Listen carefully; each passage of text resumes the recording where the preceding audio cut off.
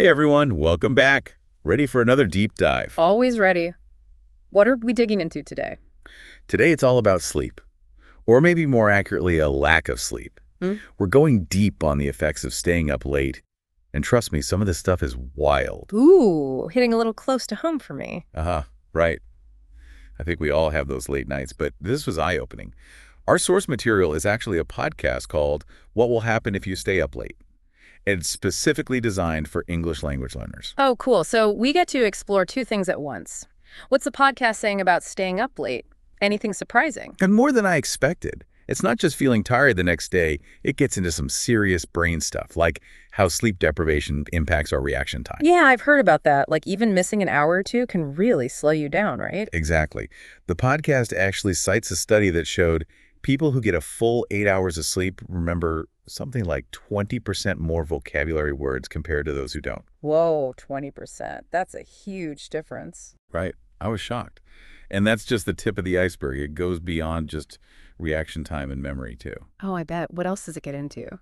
Well, they spent a lot of time talking about how staying up late messes with some really crucial things that happen in our brains when we sleep, like memory consolidation. Have you heard of that? Definitely. Isn't that how our brains process and store memories? Yes. And the podcast really drives home the point that sleep is not just downtime for our brains. It's when they're busy organizing and solidifying all the information we've taken in during the day. They compared it to like a computer running a defrag program. I like that analogy. Makes it easier to understand. Me too.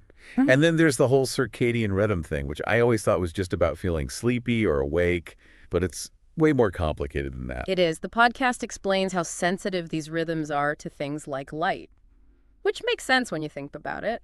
Our bodies evolved to be in sync with the natural day-night cycle. And now we've got artificial light everywhere, messing with our natural patterns. Exactly. Even the blue light from our phones and laptops can disrupt our circadian rhythm. It can suppress the production of melatonin, which is the hormone that helps us sleep. No wonder it's so hard to fall asleep after scrolling on your phone in bed. So knowing all this, why do we do it to ourselves? Why do we stay up so late? The podcast talks about the obvious culprits, TV, social media, work deadlines, but it also got into the psychology of it all. That's super interesting. What did they have to say about that?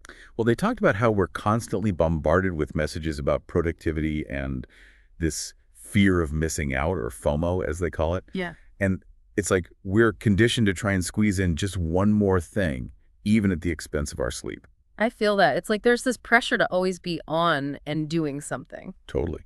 The podcast even touched on how some of it might be tied to cultural norms, like certain cultures place a higher value on late-night work or socializing. Yeah, it's not just individual choices, right? There are societal pressures at play, too. Definitely.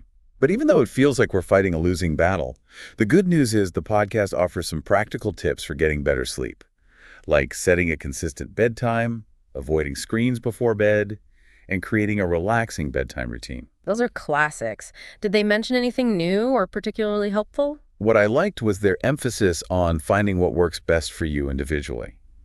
They stressed that there's no one-size-fits-all solution. It's all about experimenting and finding what helps you unwind.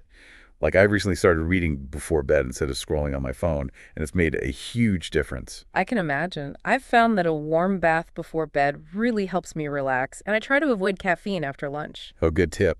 It's funny, talking about all this sleep stuff, I almost forgot our source materials for English learners. Oh, right. They weave in vocabulary words like insomnia and fatigue and circadian rhythm throughout the episode. It's so clever how they're connecting language learning with better sleep. Totally. And it actually makes perfect sense, right? When you're well rested, you can focus better, retain information more effectively, and even pick up new sounds and patterns more easily. It's like good sleep is a secret weapon for language learning. Exactly. It makes you wonder if we could all become more fluent just by getting enough sleep. Uh-huh. Maybe. All right. It's clear that sleep isn't just about feeling rested. It's crucial for our physical and mental health, our productivity, and even our ability to learn and grow. It's time we start giving those ZZs the respect they deserve. Absolutely. So what are we all doing tonight? Putting our phones down and getting some good sleep. You know it. Thanks for joining me on this deep dive, everyone, and be sure to tune in next time for another fascinating exploration. Until then, sweet dreams. Sweet dreams.